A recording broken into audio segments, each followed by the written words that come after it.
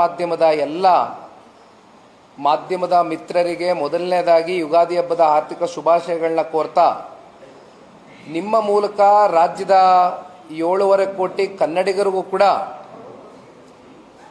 ಈ ವರ್ಷ ಎಲ್ಲರ ಜೀವನದಲ್ಲಿ ಸುಖ, ಶಾಂತಿ, ನೆಮ್ಮದಿ, ಯಶಸ್ಸು ಎಲ್ಲವೂ ಕೂಡ ತಾಯಿ ಚಾಮುಂಡೇಶ್ವರಿಯ ಒಂದು ಅನುಗ್ರಹದಿಂದ ದೊರಕಲಿ ಅಂತಕ್ಕಂಥದ್ದನ್ನು ಈ ಸಂದರ್ಭದಲ್ಲಿ ಆಶಿಸ್ತಾ, ಇವತ್ತಿನ ಪತ್ರಿಕಾಗೋಷ್ಠಿ ಕರೀಲಿಕ್ಕೆ ಮುಖ್ಯವಾದಂಥ ಉದ್ದೇಶ, ಕಳೆದ ತಿಂಗಳು ರಾಜ್ಯದ ಮುಖ್ಯಮಂತ್ರಿಗಳು, ಆರ್ಥಿಕ ಸಚಿವರು 16ನೇ ಬಜೆಟ್ನ ಏನು ಮಂಡನೆಯನ್ನು ಮಾಡಿದ್ರು, ಆ ಸಂದರ್ಭದಲ್ಲಿ ಕೆಲವೊಂದಷ್ಟು Karnataka transparency public procurement act ಕಾಯ್ದೆ ಏನಿದೆ, ಇದು 1999ರಲ್ಲಿ ಮೊದಲು ಘೋಷಣೆ ಆದ ನಂತರ 2000 ಇಸ್ವಿನಲ್ಲಿ ಜಾರಿಗೆ ಬಂದಂಥದ್ದು ನಮ್ಮೆಲ್ಲರಿಗೂ ತಿಳಿದಿರ್ತಕ್ಕಂಥ ವಿಚಾರ. ಈ ಒಂದು ಕೆಪಿಟಿಟಿ ಆಕ್ಟ್ನ ಒಂದು ಕಾಯ್ದೆಯ ಗೈಡ್ಲೈನ್ಸ್ ಅಡಿ ಸಾಮಾಜಿಕವಾಗಿ ಎಲ್ಲ ಸಮಾಜಗಳಿಗೆ ವಿಶೇಷವಾಗಿ ಗುತ್ತಿಗೆದಾರರಿಗೆ ನಮ್ಮ contract basis plus goods and ಸರ್ವಿಸಸ್ನ ಒಂದು ಪ್ರೊಕ್ಯೂರ್ಮೆಂಟ್ ಏನಿದೆ, ಇವೆರಡರ ಅಡಿ ಬರ್ತಕ್ಕಂಥ ಈ ಕೆಪಿಟಿಟಿ ಆಕ್ಟ್ನ ಒಂದು ಗೈಡ್ಲೈನ್ಸ್ಗಳೇನಿದೆ, ಅತ್ಯಂತ ದಕ್ಷತೆಯಿಂದ ಪಾರದರ್ಶಕತೆಯಿಂದ ಈ ಒಂದು ಕೆಪಿಟಿಟಿ ಮೂಲಕ ಎಲ್ಲ ಸಮುದಾಯಗಳಿಗೆ, ಸಮಾಜಗಳಿಗೆ ಗುರುತಿಸ್ತಕ್ಕಂಥ ಒಂದು ಕೆಲಸ ಆಗಬೇಕು ಅಂತಕ್ಕಂಥದ್ದು ಈ ಒಂದು ಕೆಪಿಟಿಟಿ ಆಕ್ಟ್ಸ್ನ ಒಂದು ಗೈಡ್ಲೈನ್ಸು ಅಂತಕ್ಕಂಥದ್ದು ನಾವೆಲ್ಲರೂ ಭಾವಿಸಿದ್ದೇವೆ. ಆದರೆ ಈ ರಾಜ್ಯದ ಮುಖ್ಯಮಂತ್ರಿಗಳು ಸಿದ್ದರಾಮಣ್ಣ ಅವರು ಏನು ಬಡ್ಜೆಟ್ನ ಮಂಡನೆ ಮಾಡಿದರು, ಆ ಸಂದರ್ಭದಲ್ಲಿ ಕಳೆದ 1 ತಿಂಗಳಿಂದ ನಿರಂತರವಾಗಿ ಚರ್ಚೆಗೆ ಗ್ರಾಸವಾಗಿರ್ತಕ್ಕಂಥ ಭಾಳ ಗಂಭೀರವಾಗಿ ರಾಜ್ಯದ ಜನತೆ ಮುಂದೆ ಬಂದಿರತಕ್ಕಂಥ ಒಂದು ವಿಚಾರ, 4% ಗುತ್ತಿಗೆಯಲ್ಲಿ ಕಾಂಟ್ರಾಕ್ಟ್ನಲ್ಲಿ ರಿಸರ್ವೇಷನ್ನ ಏಕ ಸಮುದಾಯದ ಓಲೈಕೆಗೆ ಕೊಟ್ಟಿದ್ದಾರೆ ಅಂತಕ್ಕಂಥದ್ರ ಬಗ್ಗೆ ಭಾಳಷ್ಟು ಗಂಭೀರವಾಗಿ ಚರ್ಚೆ ಪ್ರಾರಂಭ ಆಯಿತು. ಇಲ್ಲಿ ಪ್ರಶ್ನೆ, ಯಾವುದೇ ರಿಸರ್ವೇಷನ್ಗಳು, ನೀವು ಉದ್ಯೋಗಕ್ಕೆ ಸಂಬಂಧಪಟ್ಟಂಥ ರಿಸರ್ವೇಷನ್ ಇರ್ಬೋದು ಅಥವಾ ಶಿಕ್ಷಣಕ್ಕೆ ಸಂಬಂಧಪಟ್ಟಂಥ ರಿಸರ್ವೇಷನ್ಗಳಿರ್ಬೋದು, ಎಲ್ಲವೂ ಕೂಡ ಒಂದು ಸಮಾನತೆಯ ಒಂದು ದೃಷ್ಟಿಯಿಂದ ಎಲ್ಲ ಕ್ಯಾಟಗರಿಗಳಿಗೂ ಕೂಡ ಆರ್ಥಿಕವಾಗಿ, ಸಾಮಾಜಿಕವಾಗಿ, ಶೈಕ್ಷಣಿಕವಾಗಿ ಒಂದು ನ್ಯಾಯವನ್ನು ಒದಗಿಸ್ತಕ್ಕಂಥ ಒಂದು ನಿಟ್ಟಿನಲ್ಲಿ ಇಲ್ಲಿಯವರೆಗೂ ನಡ್ಕೊಂಬಂದಿದೆ. ಆದರೆ ಇಲ್ಲಿ ಪ್ರಶ್ನೆ ಮೂಡಿರ್ತಕ್ಕಂಥದ್ದು,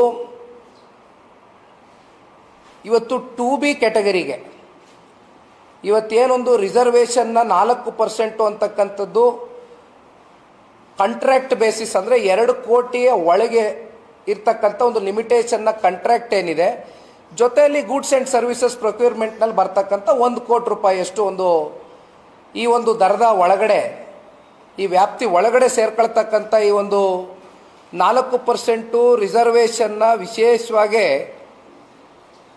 ಇವತ್ತೇನು 2B ಕ್ಯಾಟಗರಿಗೆ ಕೊಟ್ಟಿರ್ತಕ್ಕಂಥದ್ದು. ಬಹುಶಃ ಈ ಸಂದರ್ಭದಲ್ಲಿ ಪ್ರಶ್ನೆ ಮೂಡಿದಾಗ ರಾಜ್ಯದ ಮುಖ್ಯಮಂತ್ರಿಗಳೇ ಸ್ವತಃ ಸಂಜೆ ಒಂದು ಪತ್ರಿಕಾಗೋಷ್ಠಿಯಲ್ಲಿ ಒಂದು ಮಾತನ್ನ ಹೇಳ್ತಾರೆ,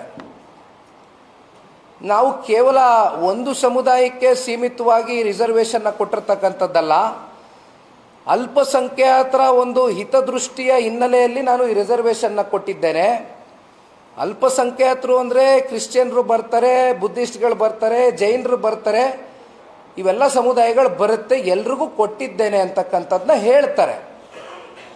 ಆದರೆ ವಾಸ್ತವದಲ್ಲಿ 2B ಕ್ಯಾಟಗರಿಗೆ ಸೇರ್ಕೊಳ್ತಕ್ಕಂಥ ಸಮುದಾಯ ಯಾವುದು ಅಂತಕ್ಕಂಥದ್ದು ನಾವು ಪ್ರಶ್ನೆ ಮಾಡಿದಾಗ ಅಥವಾ ಅದನ್ನು ನಾವು ಅರ್ಥ ಮಾಡ್ಕೊಳ್ತಾ ಹೋದಾಗ 2B ಕ್ಯಾಟಗರಿನಲ್ಲಿ ಬರ್ತಕ್ಕಂಥದ್ದು ನಮಗೆ ವಿಶೇಷವಾಗಿ ಮುಸಲ್ಮಾನ್ ಸಮುದಾಯ.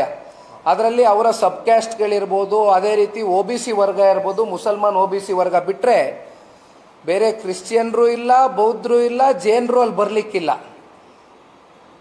ಅವರ OBC ಮೈನಾರಿಟಿ OBC ಅವ್ರು ಬರ್ತಕ್ಕಂಥ ಕ್ಯಾಟಗರಿನೇ ಬೇರೆ. ಆದರೆ ಇಲ್ಲಿ ಈ ರಾಜ್ಯದ ಉಪಮುಖ್ಯಮಂತ್ರಿಗಳಿಗೂ ನಾನೊಂದು ಪ್ರಶ್ನೆ ಕೇಳಲಿಕ್ಕೆ ಇಷ್ಟಪಡ್ತೇನೆ. ಕಳೆದ ಸಾರ್ವತ್ರಿಕ ಚುನಾವಣೆಯಲ್ಲಿ ಇಡೀ ರಾಜ್ಯ ನೀವು ಓಡಾಡಬೇಕಾದ್ರೆ ಒಂದು ಮಾತನ್ನ ಹೇಳಿದ್ರಿ, ನನ್ನ ಕೈಗೆ ಪೆನ್ನು ಪೇಪರ್ ಕೊಡಿ, ನಮಗೊಂದು ಆಶೀರ್ವಾದ ಮಾಡಿ, ಸಾಕಾರ ಮಾಡಿ ಅಂತ ಇಡೀ ರಾಜ್ಯ ನೀವು ಓಡಾಡಿದ್ರಿ. ತದನಂತರ ರಾಜ್ಯದ ಜನತೆಯು ಕೂಡ ಇಲ್ಲಪ್ಪ ಆಯಿತು, ಕಾಂಗ್ರೆಸ್ಗೊಂದು ಅವಕಾಶ ಕೊಡಬೇಕು ಅಂತಕ್ಕಂಥ ಒಂದು ನಿರ್ಧಾರ ಮಾಡಿ ನಿಮ್ಗೆ ಅವಕಾಶ ಕೊಟ್ಟರು.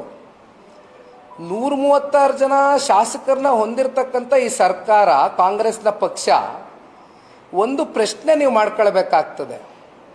ನೀವು ಈ ರೀತಿ ಕ್ಯಾಟಗರಿ ವೈಸು ನೀವು ಕಾಂಟ್ರಾಕ್ಟ್ನ ಕೊಡ್ತಕ್ಕಂಥ ವಿಚಾರವಾಗಿ ನೀವು ಮೀಸಲಾತಿ ವಿಚಾರವಾಗಿ ತಾರತಮ್ಯ ಮಾಡ್ತಕ್ಕಂಥದ್ದಾದರೆ, ಹಾಗಿದ್ರೆ ಮಿಕ್ಕಿದ್ದು ಉಳಿದಂಥ ಸಮುದಾಯಗಳು, ಸಮಾಜಗಳು ನಿಮ್ಮ ಪರ ನಿಲ್ಲಿಲ್ವೇ? ನೀವು 136 ಶಾಸಕರನ್ನ ಹೊಂದಲಿಕ್ಕೆ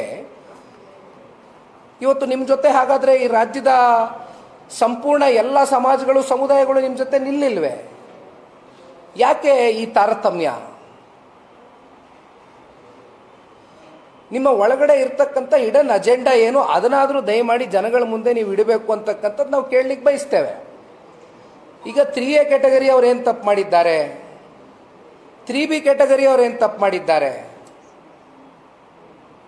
ಎಕನಾಮಿಕಲಿ ವೀಕರ್ ಸೆಕ್ಷನ್ಸ್ ಏನು ತಪ್ಪು ಮಾಡಿದ್ದಾರೆ? ಕ್ಯಾಟಗರಿ 1 ಅವ್ರಿಗೆ ಯಾಕೆ ನೀವು ನೋಡಿಲ್ಲ? ಕ್ಯಾಟಗರಿ TOI ಅವ್ರಿಗೂ ಕೊಡಿ.